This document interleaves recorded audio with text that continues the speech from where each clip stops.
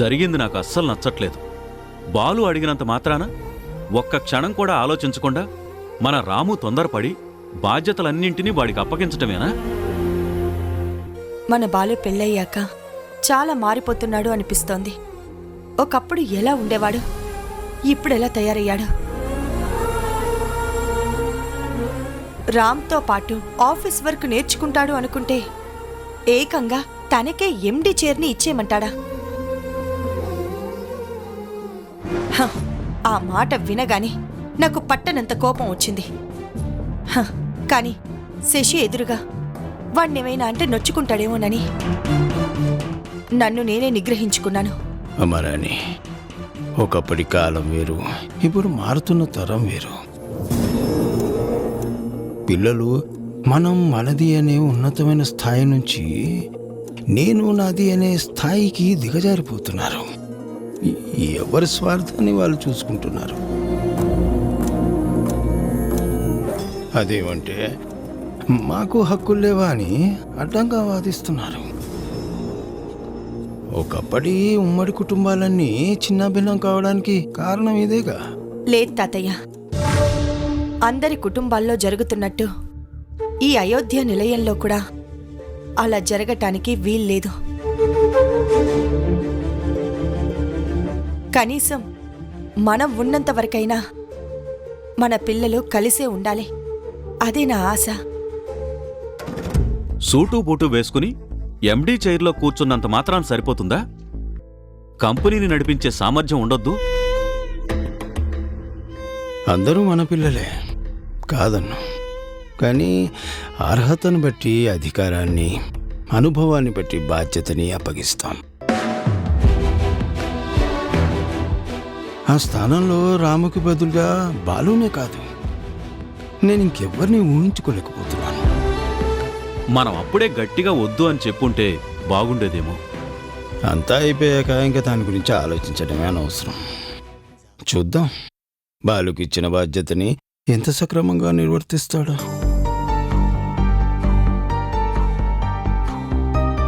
అమ్మ సీత, నువ్వు ఇంట్లో లేవు. బాలు, శశి, రాము కూడా హడావిడిగా ఆఫీస్కి వెళ్ళిపోయారు. మధ్యాహ్నం వాళ్ళకి భోజనం క్యారేజీని తీసుకెళ్లాలమ్మా. అలాగే అత్తమ్మా. అమ్మ సీత, ఒక్క నిమిషం ఆగమ్మా. హేమా, మన ఇంట్లో అంత పెద్ద సంఘటన జరిగినా కూడా నువ్వు ఒక్క మాట కూడా మాట్లాడలేదేమా? నేనేం మాట్లాడాలి తాతయ్య గారు? నా మరిది బాలు నాకు కావాలి అన్నారు. నా భర్త చిరునవ్వుతో సరే అన్నారు. పెద్దవాళ్లుగా మీరు కూడా మీ ఆమోదాన్ని తెలిపారు. ఈ ఇంటికి పెద్ద కోడలిగా అందరి మాటని మన్నించడమే కదా నా బాధ్యత. లేదమ్మా, నీ స్థానంలో ఏ ఆడపిల్లున్నా కూడా ఆ జరిగిన దాన్ని చూసి అసలు ఒప్పుకునేదే కాదమ్మా. కానీ నువ్వు మాత్రం ఈ భూదేవికున్నంత ఓర్పుతో నీ కళ్ళ ముందే ఎంత జరిగినా కూడా ఒక్క మాట కూడా మాట్లాడకుండా మౌనంగా ఉండిపోయావు. నీ పేరుకు తగ్గట్టుగానే నిజంగా నువ్వు ఆ సీతమ్మోర్ లాంటి దానివి తల్లి. వద్దు తాతయ్య గారు, నన్ను ఆ మహా ఇల్లాలితో పోల్చకండి. నేనొక సగటు ఆడపిల్లని, భర్త చాటు భార్యని, ఈ ఇంటి కోడల్ని, అంతే. అయినా ఉమ్మడి కుటుంబం అన్నప్పుడు రకరకాల మనుషులున్నట్టే రకరకాల ఆలోచనలు ఉంటాయి. అవును కాదు అనే మాటల మధ్య ఘర్షణ పెరుగుతుంది అని తెలిసినప్పుడు మౌనంగా ఉండడమే అందరికీ మంచిది కదా.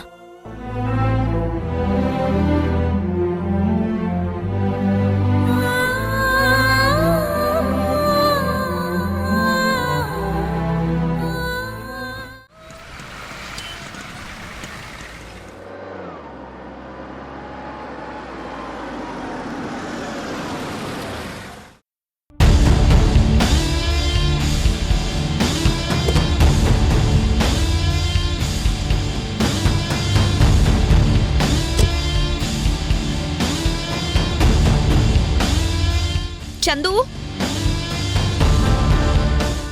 చెప్పండి మేడం. లోపలికి రా చెప్తాను. చందు, ఆ 2 చైర్స్ తీసి ఎండి గారి చైర్కి అటు ఇటు వెయ్యి. అదేంటి మేడం, కాసేపట్లో రాము సార్ వస్తారు.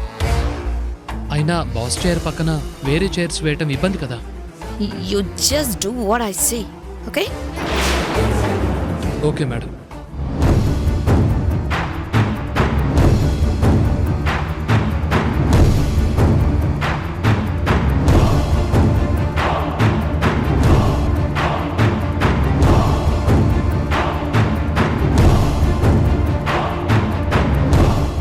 You can go now. Okay madam.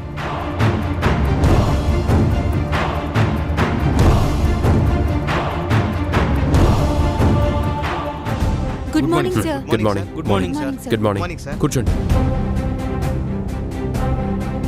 Good morning sir. Good morning. Balu వాళ్ళు వచ్చారా? వచ్చారు సార్, కానీ నేను మీతో తర్వాత మాట్లాడతాను. అలాగే సార్.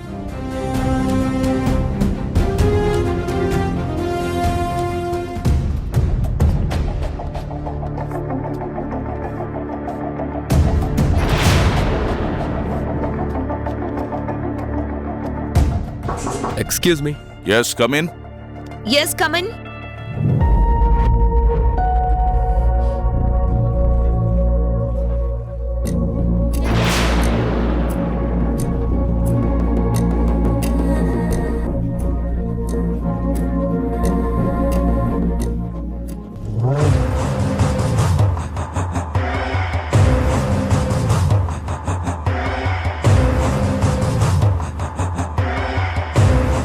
బావగారు వచ్చేసారా? ఇంత లేట్ చేశారేంటి? అదే మా డాడీ చెప్పారు, పంతులు గారిని కనుక్కుంటే మంచి ముహూర్తం మించిపోకుండానే కొత్తగా బాధ్యతలు తీసుకుంటే మనకి కలిసి వస్తుందని అన్నారంట.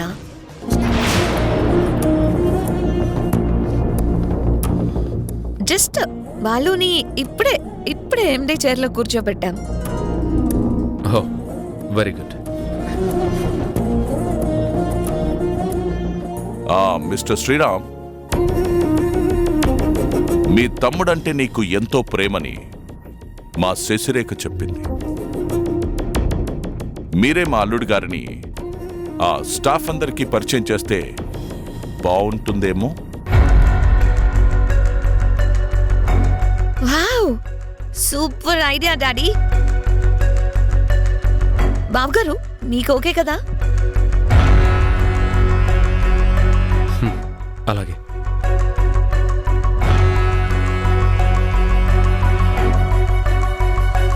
పిఏ, స్టాఫ్ అందరినీ ఎండి గారి ఛాంబర్లోకి తీసుకురా.